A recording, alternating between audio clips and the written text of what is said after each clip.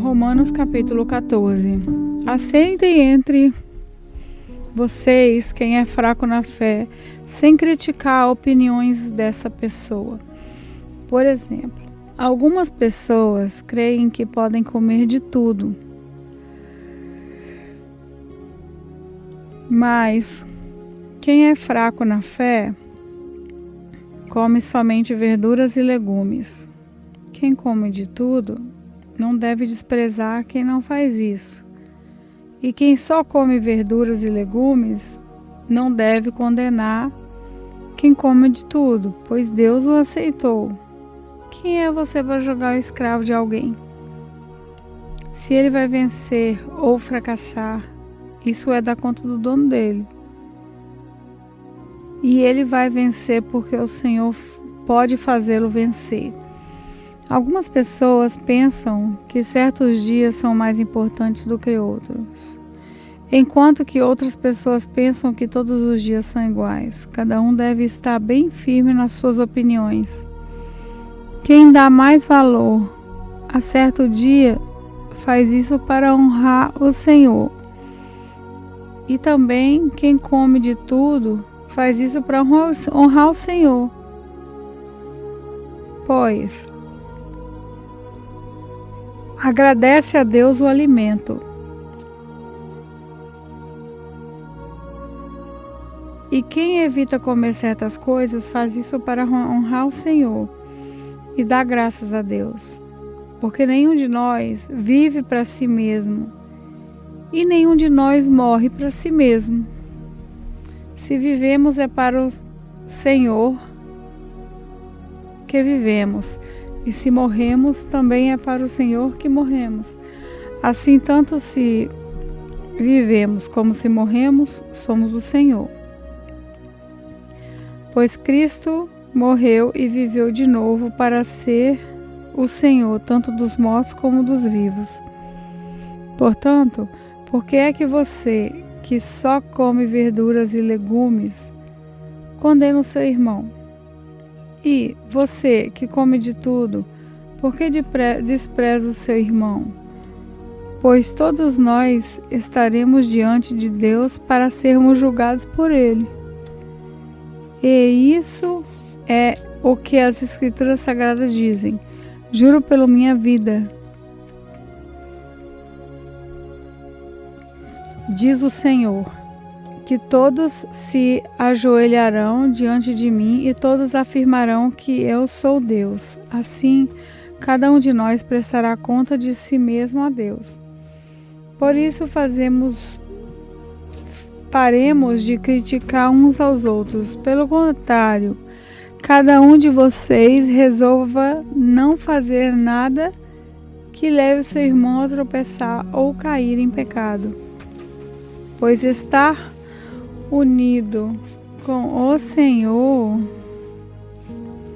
Jesus, eu estou convencido de que nada é impuro em si mesmo, mas se alguém pensa que alguma coisa é impura, então ela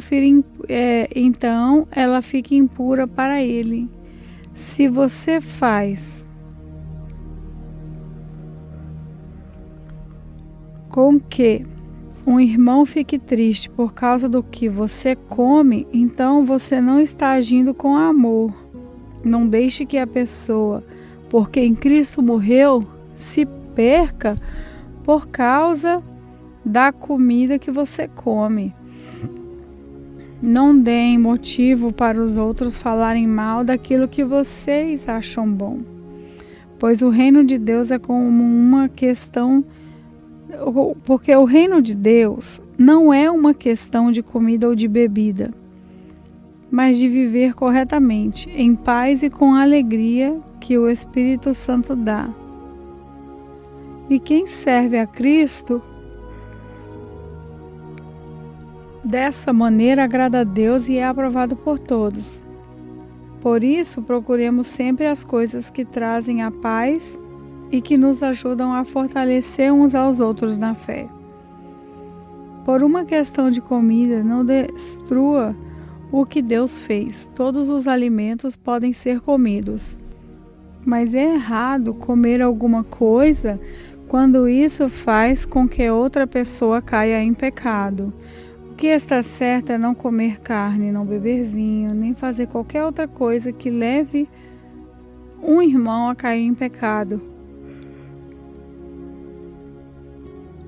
Mas guarde entre você mesmo e Deus o que você crê a respeito desse assunto. Feliz a pessoa que não é condenada pela consciência quando faz o que acha que deve fazer. Mas quem tem dúvidas a respeito do que come é condenado por Deus quando come, pois aquilo que ele faz não se baseia na fé. O que não se baseia na fé é pecado. Romanos capítulo 15. Nós que somos fortes na fé, devemos ajudar os fracos a carregarem as suas cargas e não devemos agradar a nós mesmos. Pelo contrário, cada um de nós deve agradar o seu irmão, para o bem dele, a fim de que ele cresça na fé. Pois nem o próprio Cristo procurou agradar a si mesmo, pelo contrário, como dizem as Escrituras Sagradas, as ofensas daqueles que te insultaram caíram sobre mim. Porque tudo que está nas Escrituras foi escrito para nos ensinar, a fim de que tenhamos esperança por meio da paciência e da coragem que as Escrituras nos dão. Que Deus, que é quem dá paciência e coragem, ajude vocês a viverem bem uns com os outros, seguindo o exemplo de Cristo Jesus. E isso para que vocês, todos juntos, como se fossem uma só pessoa, louvem ao Deus e Pai do nosso Senhor Jesus Cristo. Portanto, aceitem uns aos outros para a glória de Deus, assim como Cristo aceitou vocês. Pois eu lhes digo que Cristo se tornou servo dos judeus a fim de mostrar que Deus é fiel, para fazer com que se cumprissem as promessas feitas por Deus aos patriarcas, e para fazer com que os não-judeus louvassem a Deus pela sua bondade, como dizem as Escrituras Sagradas. Por isso eu te louvarei entre os que não são judeus e cantarei louvores a ti. Elas dizem também: vocês que não são judeus, alegrem-se com o povo escolhido de Deus. E dizem ainda: todos os que não são judeus louvem o Senhor, que todos os povos louvem. E também Isaías diz: virá um descendente de Davi, filho de Jessé, ele aparecerá para governar os que não são judeus, e eles terão esperança nele. Que Deus, que nos dá essa esperança, encha vocês de alegria e de paz, por meio da fé que vocês têm nele, a fim de que a esperança de vocês aumente pelo poder do Espírito Santo. Meus irmãos, estou certo de que vocês estão cheios de bondade, sabem tudo o que é preciso fazer e são capazes de dar conselhos uns aos outros. Porém, nessa carta, me atrevi a escrever com toda a franqueza para fazer com que vocês lembrem de coisas que já sabem. Eu escrevi assim por causa do privilégio que Deus me deu de ser servo de Cristo Jesus para trabalhar em favor dos que não são judeus. Eu sirvo como sacerdote ao anunciar o Evangelho que vem de Deus, e faço isso para que os não-judeus sejam uma oferta que Deus aceite, dedicada a Ele pelo Espírito Santo. Portanto, por estar unido com Cristo Jesus, posso me orgulhar do serviço que faço para Deus. Eu me atreverei a falar somente do que Cristo tem feito por meio de mim, a fim de levar os não-judeus a obedecerem a Deus. E isso tem sido feito por meio de palavras e de ações, pelo poder de sinais e maravilhas e pelo poder do Espírito de Deus. Assim, viajando desde Jerusalém até a província da Ilíria, tenho anunciado de modo completo o Evangelho a respeito de Cristo, para não construir sobre alicerces colocados por outros. Tenho me esforçado sempre para anunciar o Evangelho nos lugares aonde ainda não se falou de Cristo.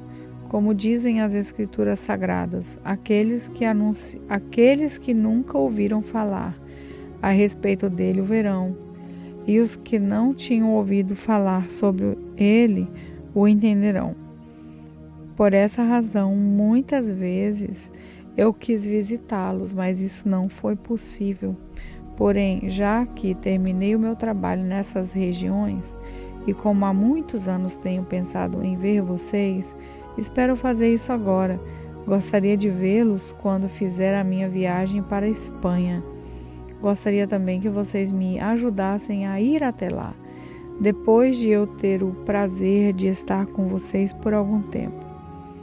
Mas agora eu vou a Jerusalém, a serviço do povo de Deus que vive ali.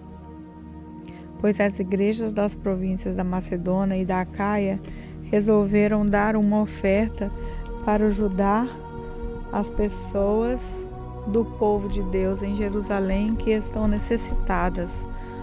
Os próprios cristãos da Macedônia e da Acaia resolveram fazer isso, mas de fato eles têm a obrigação de ajudar aqueles necessitados.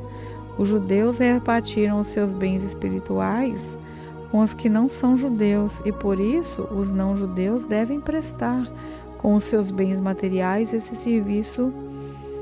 serviço cristão aos judeus. Depois que eu terminar esse trabalho e de entregar toda a oferta que foi recolhida por eles, viajarei para a Espanha e no caminho visitarei vocês. E sei que, quando for visitá-los, levarei comigo muitas bênçãos de Cristo. Eu peço, irmãos, pelo nosso Senhor Jesus Cristo e pelo amor que o Espírito dá, que me ajudem, orando com fervor por mim.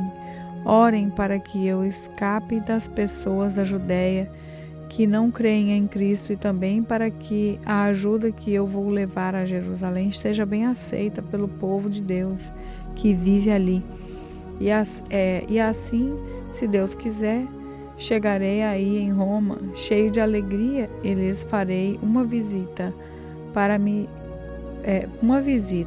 que me dará um novo ânimo. E que Deus, a nossa fonte de paz, esteja com todos vocês. Amém. Romanos capítulo 16. Eu recomendo a vocês a nossa irmã Febe, que é a diaconisa da igreja de Cencreia. Recebam essa irmã em nome do Senhor, como deve fazer o povo de Deus. Deem a ela toda a ajuda que precisar, pois ela tem ajudado muita gente e a mim também. Mando saudações a Priscila e ao seu marido Áquila, meus companheiros no serviço de Cristo Jesus. Eles arriscaram a sua vida por mim. Sou muito agradecido a eles. E não somente eu, mas também todas as igrejas dos que não são judeus. Saudações também à igreja que se reúne na casa deles. Saudações ao meu querido amigo Efépeno, que foi o primeiro a crer em Cristo na província da Ásia. Saudações a Maria, que tem trabalhado muito por vocês. Saudações a Andrônico e à irmã Júnia, meus patrícios judeus, que estiveram comigo na prisão. Eles são apóstolos bem conhecidos e se tornaram cristãos antes de mim. Saudações a Amplieto, meu querido irmão no Senhor, e também a Urbano, nosso companheiro de trabalho no serviço de Cristo, e ao meu querido amigo Estaques. Saudações a Apeles, um irmão que tem dado muitas provas da sua fé em Cristo. Saudações ao pessoal da família de Aristóbulo. Saudações a Herodião, meu patrício judeu, e aos irmãos do Senhor na família de Narciso. Saudações a Trífena e a Trífosa, irmãs que trabalham no serviço do Senhor, e a minha querida amiga Perside, que também tem trabalhado muito para o Senhor. Mando saudações a Rufo, trabalhador, que tem se destacado no serviço do Senhor, e a mãe dele, que sempre me tratou como filho. Saudações aos irmãos Ansícrito, Flegonte, Hermes, Patrobas, Hermas e a todos os irmãos que estão com eles. Saudações a Filólogo e a Júlia, e a Nereu e a sua irmã, ao irmão Olimpas e a todas as pessoas do povo de Deus que estão com eles. Cumprimentem uns aos outros com um beijo de irmão. Todas as igrejas de Cristo mandam saudações a vocês. Meus irmãos, peço que tomem cuidado com as pessoas que provocam divisões e atrapalham os outros na fé e que vão contra o ensinamento que vocês receberam. Afastem-se dessas pessoas, porque os que fazem essas coisas não estão servindo a Cristo, nosso Senhor, mas a si mesmo, por meio de conversa macia e com bajulação. Eles enganam o coração das pessoas simples. Todos sabem como vocês têm sido fiéis ao Evangelho, e por isso eu me alegro por causa de vocês. Quero que sejam sábios a respeito do que é bom e não tenham nada a ver com o que é mal. E Deus, a nossa fonte de paz, logo esmagará Satanás debaixo dos pés de vocês. Que a graça do Senhor Jesus esteja com vocês. Timóteo, meu companheiro de trabalho, manda saudações a vocês. Lúcio, Jazão e Sosipatro, meus patrícios judeus, também mandam saudações.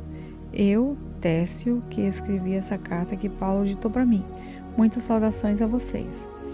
O meu hospedeiro Gaio, em casa de quem a igreja daqui se reúne, manda saudações a vocês. Erasto, o tesoureiro da cidade, e o nosso irmão Quarto também mandam saudações. Que a graça do nosso Senhor Jesus Cristo esteja com todos vocês. Amém. Louvemos a Deus, pois Ele pode conservar vocês firmes na fé, de acordo com o Evangelho que eu anuncio, isso é, a mensagem a respeito de Jesus Cristo, e de acordo também com a vontade secreta que nunca foi revelada no passado. Porém, essa verdade foi revelada agora por meio daquilo que os profetas escreveram, e por ordem do Deus eterno. Ela se tornou conhecida em todas as nações, para que todos creiam e obedeçam. Ao Deus único e sábio seja dada glória para sempre, por meio de Jesus Cristo. Amém.